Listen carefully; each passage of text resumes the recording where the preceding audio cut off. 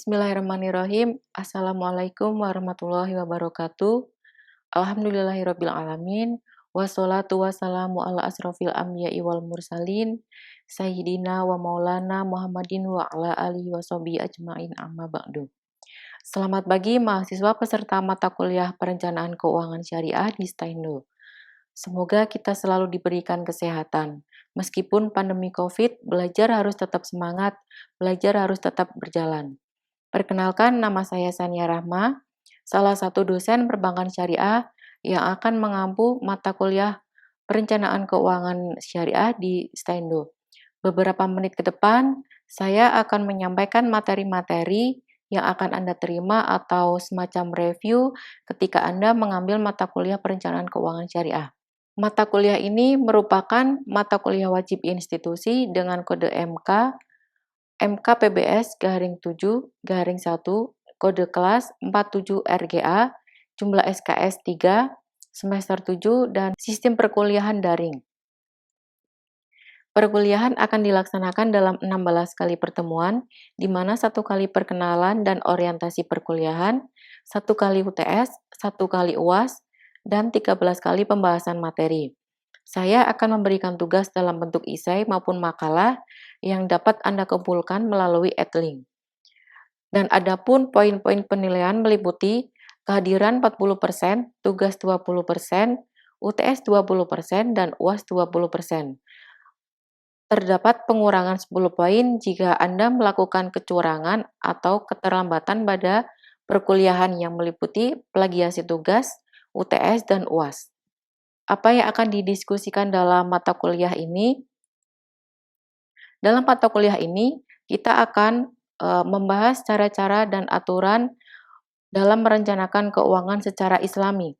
Perencanaan keuangan ini konteksnya dalam mengatur harta kekayaan.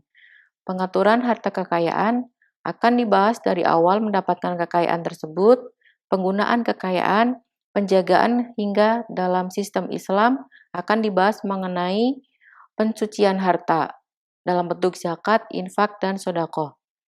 Merencanakan keuangan pribadi dan keluarga kadang perlu mengubah pola pikir kita.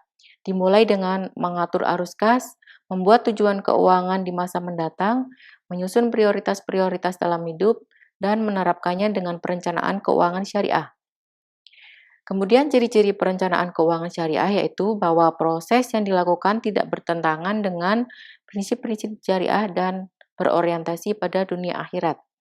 Antara lain, mengatur arus kas, membuat tujuan keuangan, dan menggunakan produk-produk syariah dan perencanaan waris.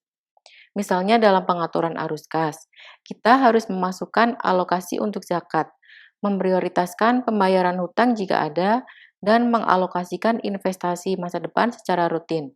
Kemudian tujuan keuangan harus sesuai dengan prioritas yang diajarkan dalam Islam. Misalkan menunaikan ibadah haji harus lebih diprioritaskan daripada jalan-jalan ke luar negeri, dan menyiapkan dana sekolah anak harus lebih diprioritaskan dari tujuan ganti mobil. Selanjutnya, dalam pencapaian tujuan keuangan harus menggunakan produk-produk investasi yang sesuai dengan prinsip syariah.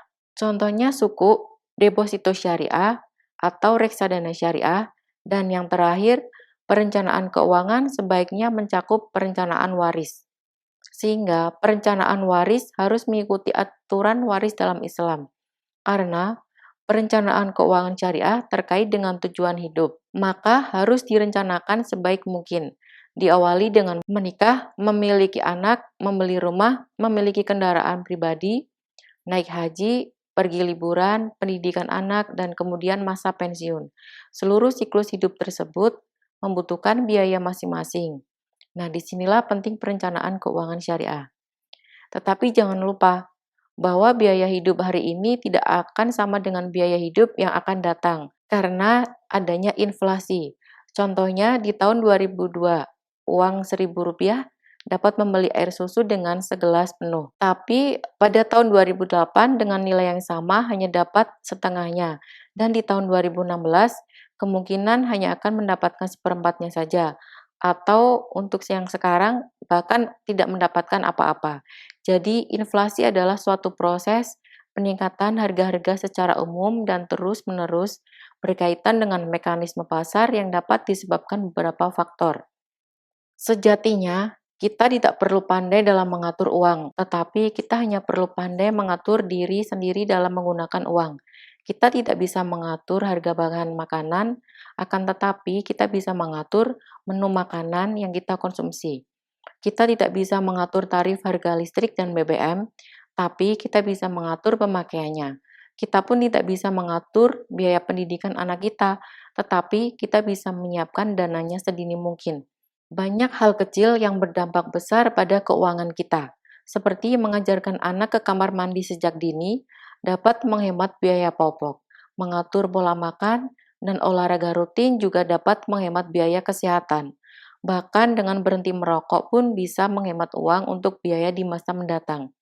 Mari bedah arus kas kita, aturlah uang maksimal cicilan utang sebesar 35% dari total pendapatan, untuk investasi maksimal 30%, alokasikan untuk membayar zakat minimal 2,5%, dan untuk hiburan serta biaya hidup alokasikan maksimal 20%. Untuk biaya hidup, maksimal 40% dari total pendapatan Anda. Bagaimana kalau defisit? Solusinya ada dua. Yang pertama, tambah penghasilan Anda. Yang kedua, kurangi pengeluaran Anda. Jika bisa dilakukan keduanya, itu lebih baik. Setelah itu, saatnya mengoptimalkan dana untuk investasi, baik berupa harta benda maupun di sektor keuangan.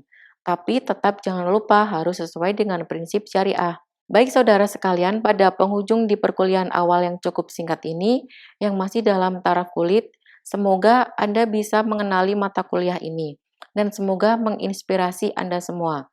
Sampai bertemu di perkuliahan berikutnya. Terima kasih. Wassalamualaikum warahmatullahi wabarakatuh.